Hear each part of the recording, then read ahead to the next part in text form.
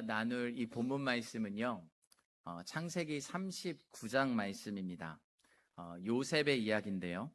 우리가 이 요셉의 삶을 통해서 우리가 그리스도인으로 산다라는 것이 무엇인지, 그리고 하나님께서 우리 그리스도인들에게 형통한 삶이라는 것이 무엇인지를 우리에게 알려주고 있는 귀한 말씀입니다. 오늘 말씀을 붙잡고 우리가 함께 말씀을 나누려고 합니다. 여러분, 요셉은 우리가 다 너무나도 잘 알고 있는 우리 믿음의 선진이죠. 이 요셉의 삶을 보면 참 우리는 요셉하면 요셉이 어렵게 고통 가운데 살았던 시간보다 요셉은 애굽의 총리가 되었고 하나님이 형통했던 사람이다라는 것에 우리가 포커스를 맞춰서 우리가 많이 기억하게 됩니다. 네, 여러분, 요셉은요, 우리가 39장 말씀을 읽어보면 사실은 총리가 되기 이전까지는 굉장히 어두운 터널의 시간을 보냈습니다. 형들에게 팔립니다. 노예의 생활을 하고요. 그리고 거기서 끝나지 않습니다. 하나님 앞에 정직하게 믿음을 지키며 산다라고 하지만 죄를 짓지 않도록 몸부림쳤지만 결국 요셉에게 돌아온 것은 칭찬이 아니라 누명이었어요. 그 누명을 쓰고 결국 요셉은 감옥에 가게 됩니다. 내가 하나님 앞에 떳떳하게 정직하게 몸부림치며 믿음을 지키며 살았겠다고 다짐했지만 결국 그 결과는 총리가 되기 이전에는 감옥이었어요. 감옥. 여러분, 그런데 놀라운 것은 성경의 이 요셉의 삶을 가리켜 종으로 팔려갔을 때도 그리고 감옥에 갔을 때도 이 요셉의 삶을 형통했다라고 우리에게 말씀해주고 있습니다. 여러분, 요셉의 삶이 종이 되고 감옥에 갔는데 여러분, 이것이 어떻게 형통하다라고 말할 수 있을까요? 만약에 여러분의 삶이 요셉과 같이 하루아침에 내가 편안했던 삶이 한순간에 우리가 무너지고 우리가 무너진 것뿐만 아니라 우리가 다른 누군가에게 누명을 써서 감옥에 간다고 한다면 여러분, 하나님 제 삶을 형통하게 인도해 주셔서 감사합니다, 이렇게 기도하실 분이 여러분 몇이나 되겠어요? 그러니까 요셉이 경험했던 이 형통함과 우리가 이 세상 가운데서 흔히 말하는 형통함, 그리고 하나님께서 말씀하시는 이 형통함이 다르다라는 거죠. 그러니까 성경의 형통함과 하나님 말씀의 이 형통함, 우리 현실의 형통함이 이 갭 차이가 나다 보니까 간혹 우리는 하나님의 말씀을 읽으면서 때로는 혼돈스럽기도 합니다. 그런데 오늘 하나님께서는 분명히 우리에게 말씀하시는 것은 요셉을 가리켜 형통한 자다라고 말씀하세요. 그 이유가 우리가 생각하는 형통, 그리고 하나님께서 말씀하시는 형통이 다르기 때문입니다. 여러분께서는 어느 때 내 삶이 형통하다라고 고백할 수 있습니까? 내 원함대로 일이 술술 잘 풀리고 나에게 어려운 일들이 하나도 없고 좀 편안했고 그냥 이 세상 가운데 살아가는데 그냥 순탄한 삶을 살아가는 것, 그것이 우리가 형통하다라고 이야기할 수도 있습니다. 그러나 하나님께서 말씀하시는 형통은 우리가 지금 내 상황 가운데 어떤 상황 가운데 있느냐가 중요한 것이 아니에요. 내 상황이 어떤 환경 가운데 있느냐가 중요한 것이 아닙니다. 하나님의 약속이 내 삶 가운데 이루어지고 있느냐, 하나님께서는 이것을 형통이다라고 말씀하고 있습니다. 그렇기 때문에 지금 우리의 삶이 마치 요셉과 같이 종의 삶으로, 때로는 노예의 삶으로, 감옥에 있는 삶으로 우리의 삶을 하나님께서 이끄시지만 그 가운데 하나님의 뜻을 이루는, 약속을 이루는 그 뜻 가운데 우리가 거하고 있다면 이건 역시 하나님 보시기에 형통한 삶이라는 것입니다. 그래서 오늘 우리가 붙잡아야 할 것이 바로 이것입니다. 그리스도인으로 산다는 것이 무엇인가? 우리가 믿음으로 산다라는 것이 무엇인가? 그것은 이 세상에서 모두가 동의하는 세상의 형통이 아니라 하나님의 말씀이 우리에게 가르쳐 주시는 이 형통, 이것을 붙잡고 살아가는 것이 바로 그리스도인의 능력이며 그리스도인의 삶이라는 것입니다. 오늘 우리에게 이 세 가지 주시는 말씀이 있습니다. 그 첫 번째 말씀은 이렇게 기록되어 있습니다. 우리 다 함께 한 목소리로 함께 읽겠습니다. 그리스도인으로 산다는 것은 복이 흘러가게 하는 삶입니다. 우리 다시 한번 읽겠습니다. 그리스도인으로 산다는 것은 복이 흘러가게 하는 삶입니다. 오늘 5절 말씀 저희가 함께 한 목소리로 읽겠습니다. 5절입니다. 그가 요셉에게 자기의 집과 그의 모든 소유물을 주관하게 한 때부터 여호와께서 요셉을 위하여 그 애굽 사람의 집에 복을 내리심으로 여호와의 복이 그의 집과 밭에 있는 모든 소유에 미친지라. 아멘. 지금 보디발의 집에 복이 임합니다. 지금 보디발의 집에 복이 임하는데 그 복이 임한 이유를 성경에서는 이렇게 기록해요. 요셉 때문에 복이 임하는 거예요. 요셉으로 말미암아 복이 임합니다. 여러분, 이것이 참 중요한 말씀입니다. 요셉 한 사람 때문에 여러분 보디발의 집에 복이 임했다라는 거예요. 요셉은 예수님을 믿는 사람으로, 예수님을 사랑하는 사람으로 그 집안에 있었기 때문에 이 요셉의 복이 요셉에만 머무는 것이 아니라 요셉에게 임한 복이 그 보디발의 가정 가운데로 흘러갔다라는 거예요. 이것이 바로 그리스도인들의 특징입니다. 여러분, 우리가 예수를 믿으면 하나님께서 우리에게 주시는 복이 있어요. 근데 이 복은 우리가 살아가면서 우리만 누리기 위해 독점하는 복이 아니라는 거예요.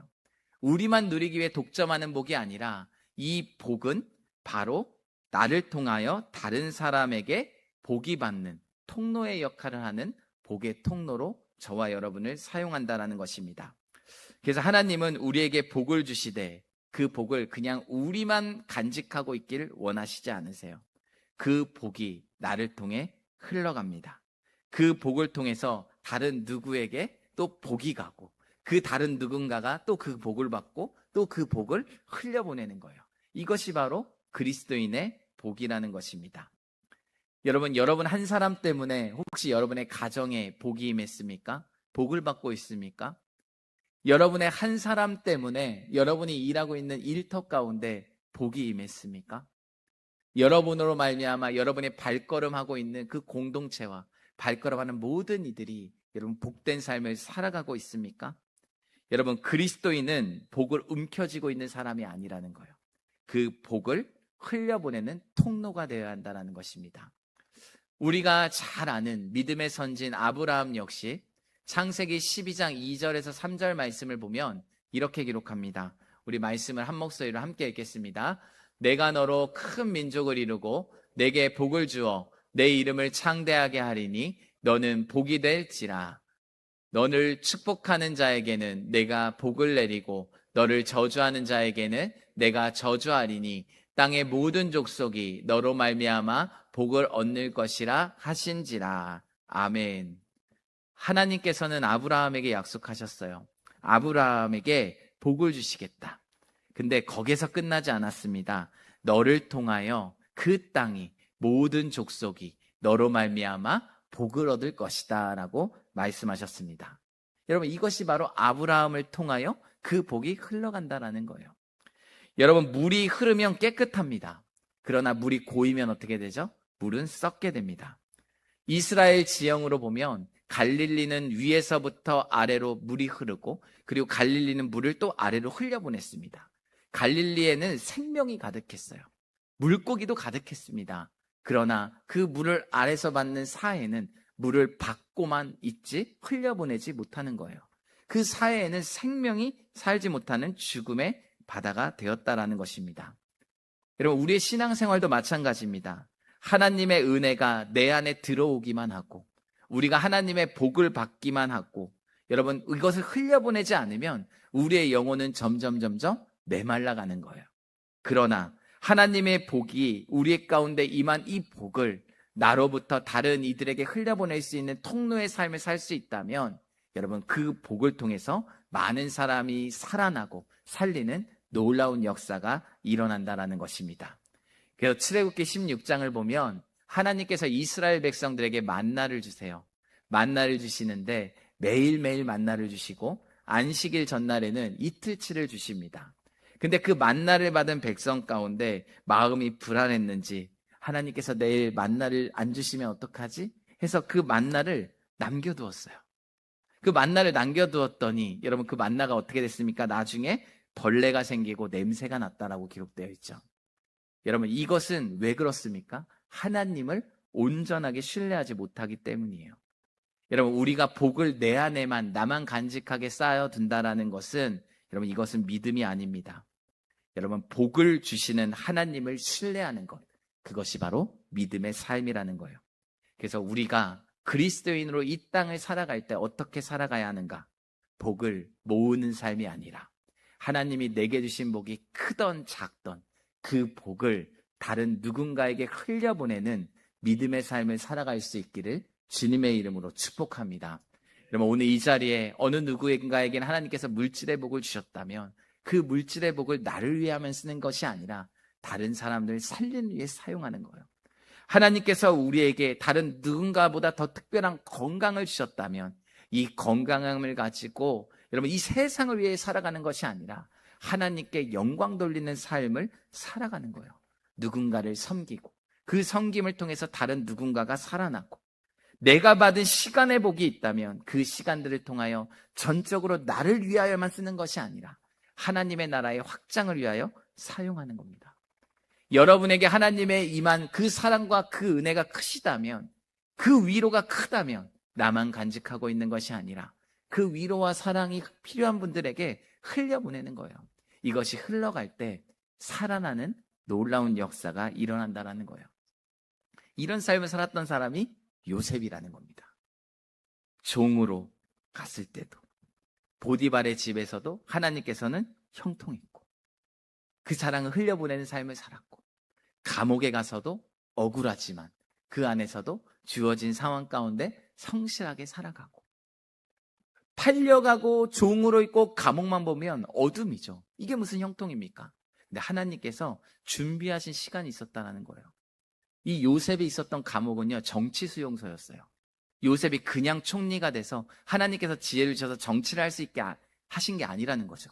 감옥에서 만나는 이들마다 대화를 통해서 정치를 배우는 거예요. 그 시간들이 하나님께서 보실 때는 요셉을 준비하는 시간이었고, 그곳에 있었기 때문에 성경은 하나님께서 요셉의 삶이 형통했다. 왜냐?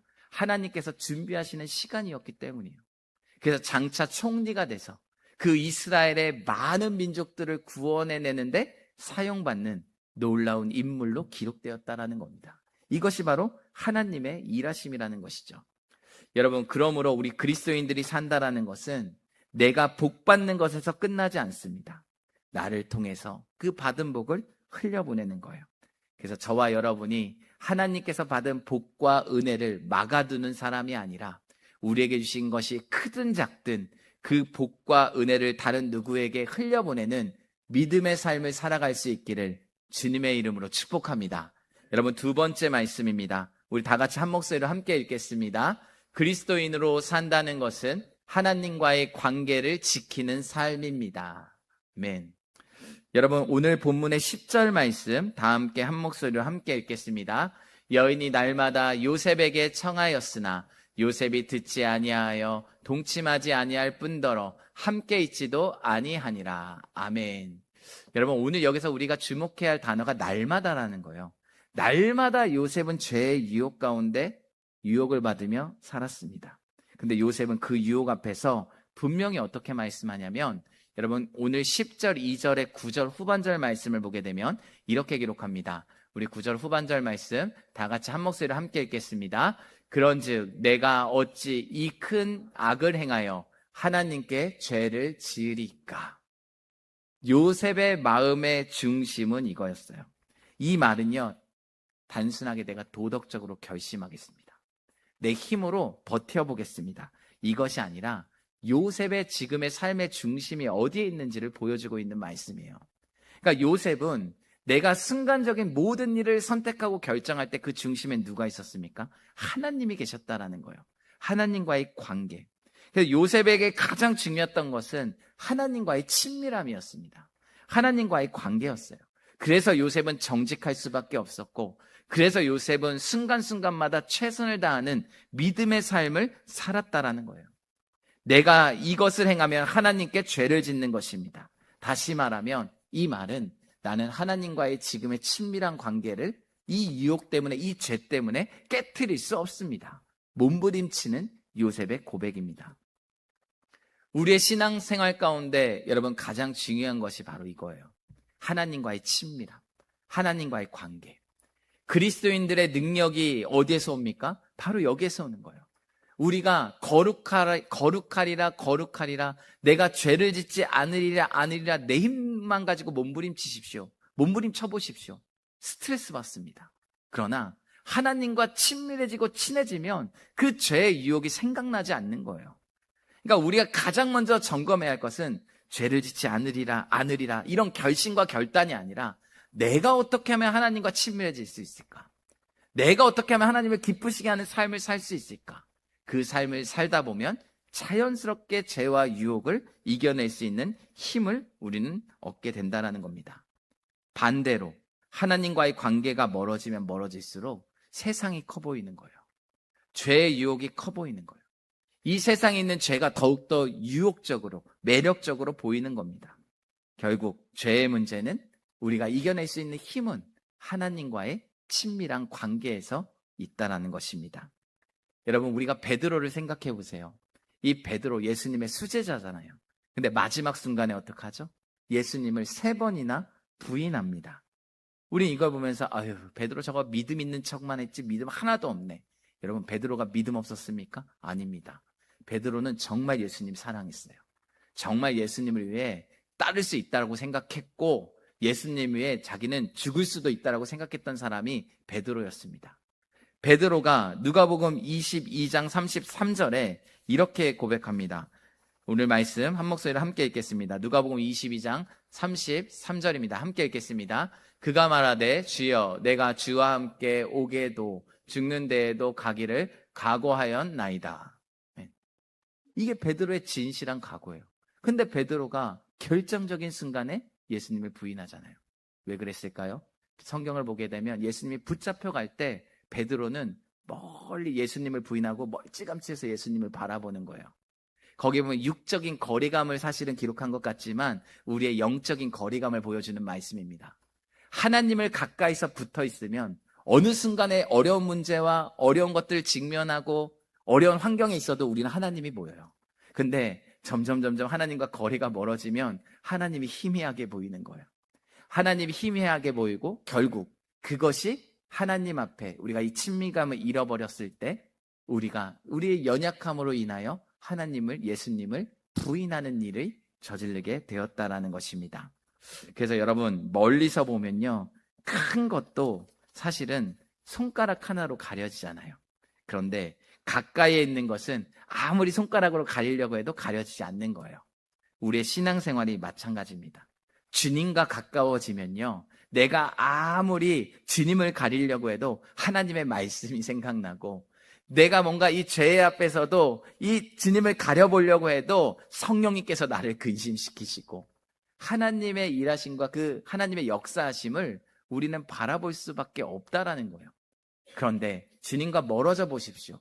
주님보다 세상이 먼저 보이고 죄가 먼저 보이고 하나님의 친밀감을 잃어버리는 순간 우리는 넘어질 수밖에 없는 연약한 존재가 바로 우리라는 것입니다. 여러분, 오늘 제가 여러분에게 점검하고 싶은 것은 여러분은 지금 하나님과의 관계가 어떠냐는 거예요. 여러분 스스로가 점검하시면 됩니다. 내가 정말 일주일에 한 번 이 자리에서만 주님을 만나는 관계인가? 아니면 매일의 일상 가운데 말씀으로, 기도로, 찬양으로, 예배로, 믿음의 성도들과의 교제를 통해서 하나님을 바라보며 친밀함을 가지고 살아가고 있는가? 우리가 기억해야 할 것은 사단은 호시탐탐 우리를 넘어뜨리기 위해서 기다리고 있다는 거예요. 하나님과 멀어지면 멀어질수록 작은 우리의 삶 가운데 틈이 하나만 생길수록 우리를 넘어뜨리기 위해 애쓰는 것이 바로 사단의 역사입니다. 근데 그런 역사 가운데서도, 공격 가운데서도 뚫지 못하는 사람이 누구인가? 바로 하나님과의 친밀한 사람이라는 거예요. 친밀하게 하나님과 붙어 있는 사람. 여러분, 이 말이 가볍게 들릴 수도 있지만 사실 이 말은 우리가 능력 있는 그리스도인으로 살아가는 중요한 신앙의 원리라는 것입니다. 여러분, 하나님과 친밀해지십시오. 우리의 죄의 유혹을 이겨낼 수 있습니다. 하나님과 친밀해지십시오. 하나님을 기뻐하시는 삶을 살아갈 수 있다라는 거예요. 제가 아이들을 키워보니까 아이들이, 저희가 쌍둥이가 있잖아요. 어린이집에 이렇게 뭔가 유치원에 막 발표 같은 거 할 때, 창관 수업 할 때 가면요, 늦게 가면 아이들이 안절부절 못하고 준비를 해야 하는데 밖에만 쳐다보고 있어요. 왜 그럴까요? 엄마 아빠 언제 오나. 근데 이 쌍둥이가 힘을 얻는 시간이 언젠지 아세요? 엄마가 아빠가 갑자기 나타나는 거예요. 그러면 당당해집니다. 당차집니다. 얼굴에 미소가 생기는 거예요. 이런 우리 신앙도 마찬가지라는 겁니다. 하나님과 친밀한 것이 우리의 신앙 가운데 영적인 힘을 주는 줄 믿습니다. 그래서 여러분, 요셉은 환경이 특별했기 때문에 승리한 것이 아니라는 거예요. 요셉처럼 어떻게 보면 환경으로 따지면 요셉처럼 불리한 사람도 없었죠. 그러나 요셉은 그 자리에서도 승리하고 믿음의 삶을 살아갔습니다. 그것을 지켜준 것이 바로 하나님과의 친밀함이었다라는 것입니다. 그래서 그리스도인으로 산다라는 것은 교회 안에서만 경건하게 보이는 것 아니에요. 이 문 밖에 나아가서 여러분의 삶을 보시면 됩니다. 그 안에서 내가 얼마나 하나님과 친밀한 삶을 살아가고 있는가. 다른 사람이 보지 않는 그곳에서의 나의 모습이 어쩌면 나의 진정한 영성일 수도 있다라는 것입니다. 그래서 이 한 주간 우리가 다른 싸움을 하는 것이 아니라 믿음의 선한 싸움, 하나님과의 친밀함을 지키는 이 믿음의 선한 싸움 가운데 승리할 수 있는 저와 여러분이 될 수 있기를 주님의 이름으로 축복합니다. 여러분, 마지막 세 번째 말씀입니다. 다 같이 한 목소리로 함께 읽겠습니다. 그리스도인으로 산다는 것은 함께 하심의 형통함을 누리는 삶입니다. 우리 마지막 19절부터 21절 말씀 다 같이 한 목소리로 함께 읽겠습니다. 그의 주인이 자기 아내가 자기에게 이르기를 당신의 종이 내게 이같이 행하였다는 말을 듣고 심히 노한지라. 이에 요셉의 주인이 그를 잡아 옥에 가두니 그 옥은 왕의 제수를 가두는 곳이었더라. 요셉이 옥에 갇혔으나 여호와께서 요셉과 함께 하시고 그에게 인자를 더하사 간수장에게 은혜를 받게 하시매. 아멘. 여러분, 요셉은요 결국 어디로 갑니까? 감옥으로 갔어요. 감옥으로 가는데 정직하게 살고 순간순간마다 하나님과 친밀하게 지내려고 애쓰고 힘썼지만 결국 요셉의 결과는 감옥이었습니다. 우리는 이 장면을 보면서 서두에 제가 드린 질문과 같이 이게 과연 형통한 삶인가? 이렇게 생각할 수 있죠. 근데 오늘 본문에 20절 후반절부터 21절 상반부에 이렇게 기록하죠. 다시 한번 말씀을 읽겠습니다. 요셉이 옥에 갇혔으나 여호와께서 요셉과 함께 하시고 그에게 인자를 더하사. 그 다음 말씀입니다. 이는 여호와께서 요셉과 함께 하심이라. 여호와께서 그를 범사에 형통하게 하셨더라. 아멘. 우리 23절 하반절 말씀까지 봤는데 감옥에 갈 때도, 종으로 갈 때도 형통, 감옥에 있을 때도 형통. 여러분, 그러니까 성경에서 형통이라는 것은 감옥이 없다라는 뜻이 아니에요. 성경에서 형통이라는 뜻은 우리의 삶 가운데 어려운 문제가 없다라는 뜻이 아닙니다. 성경에서 말하는 형통은 그 자리에 하나님이 함께 하신다입니다. 오늘 우리의 삶의 자리가 마치 종으로 팔려간 것 같고 감옥과 같은 현실일 수 있어요. 그러나 그곳에서 하나님이 우리와 함께 하시면 그곳이 하나님께서 내게 원하시는 자리고 나를 연단시키는 자리라면 그 자리에 머물고 있는 것이 하나님이 보실 때 형통이라는 것이에요. 세상이 말하는 형통은 높아지는 거죠. 평안한 거죠. 문제없는 거죠. 그러나 하나님께서 말씀하신 형통의 가장 큰 중요한 초점은 내가 그 자리에 함께하고 있다는 것입니다. 여러분, 오늘 말씀이 저와 여러분에게 위로를 줍니다. 왜냐하면 지금 우리의 삶 가운데 요셉과 같은 현실을 살아가는 우리 믿음의 성도님들 계신 줄 압니다. 억울한 일 겪으시는 분들 계시죠. 열심히 살았는데 돌아오는 것은 나에게 오해와 상처뿐인 분 계실 수 있습니다. 열심히 하나님 앞에 기도하고 정말 몸부림쳤는데 상황은 왜 이렇게 더 꼬이는지 우리는 그 하나님의 온전한 뜻을 모르기 때문에 마치 감옥과 같은 현실처럼 보일 수 있습니다. 그런데 오늘 본문은 우리에게 더욱더 믿음의 한 걸음 더 나아가기 요청하는 거예요. 그것이 무엇입니까? 이 현실 속에서 우리의 삶의 그 한복판에서 내가 너와 함께하고 있다라는 하나님께서 우리에게 주시는 위로의 메시지인 줄 믿습니다. 그래서 우리 믿음의 성도들이 내 삶의 형편만을 바라보는 것이 아니라 내 삶의 형편의 자리 가운데 나를 내버려 두시지 아니하시고 나와 함께 하시는 그 하나님의 임재와 하나님의 동행함을 붙잡고 살아갈 수 있기를 예수 그리스도의 이름으로 축복합니다.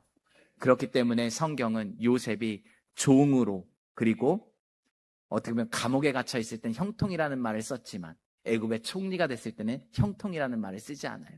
무엇입니까? 그 어려운 자리, 내가 너를 그곳에 있기 원했고 너는 그 자리를 나를 보며 견뎠으며 이것이 내가 원하던 뜻이었다. 그것이 바로 형통, 내가 너와 함께 했다라는 하나님의 약속입니다.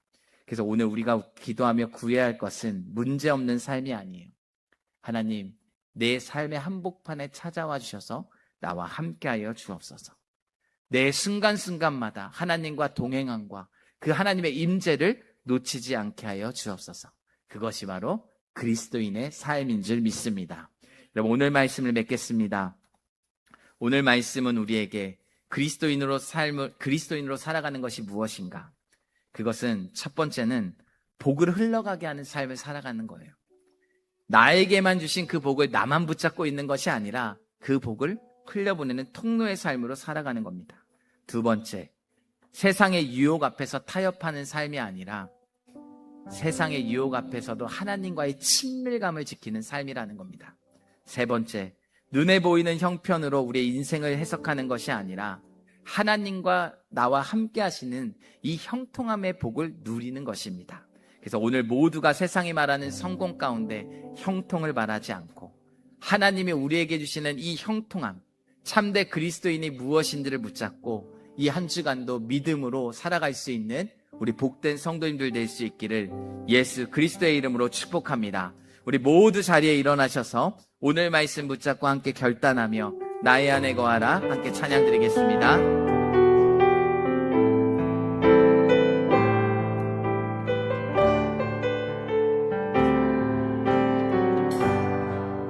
나의 안에 거하라.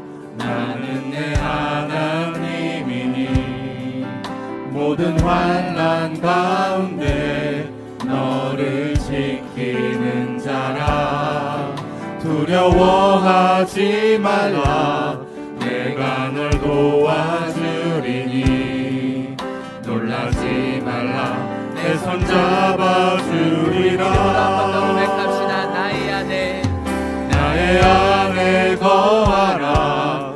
나는 내 하나님이니 모든 환난 가운데 너를 지키는 자라. 두려워하지 말라. 내가 널 도와주리니 놀라지 말라. 내 손 잡아주리라. 우리 믿음으로 찬양합니다. 내가 너를 지명하여 불렀나니 너는 내 것이라. 내 것이라. 너의 하나님이라. 내가 너를 보배롭고 존귀하게 여기노라. 너를 사랑하는 내 여호와. 내가 너를 지명하여 불렀나니 내가 너를 지명하여 불렀나니 너는 내 것이라. 내 것이라. 너의 하나님이라. 내가 너를 보배롭고 존귀하게 여기노라. 너를 사랑하는 내 여호와라. 오늘 말씀 붙잡고 우리 함께 기도하기 원합니다. 우리 첫 번째로 기도할 때는 세상의 성공보다 하나님이 함께 하심의 참된 형통을 우리가 믿음으로 살아갈 수 있는 우리가 될 수 있도록 기도합시다. 두 번째로 하나님께 받은 은혜와 복을 나만 붙들고 있지 않고 우리의 가정과 교회와 이웃들에게 흘려보내는 복의 통로로 사용될 수 있도록 기도합시다. 세 번째로 유혹과 어려움 가운데서도 하나님과의 관계를 끝까지 지키며 주님과 동행하는 친밀한 삶을 살아갈 수 있는 믿음의 한 주가 될 수 있도록 오늘 말씀 붙잡고 주님 세 번 부르고 함께 기도합니다. 주여 주여 주여. 하나님 아버지 감사합니다. 아버지 우리의 삶을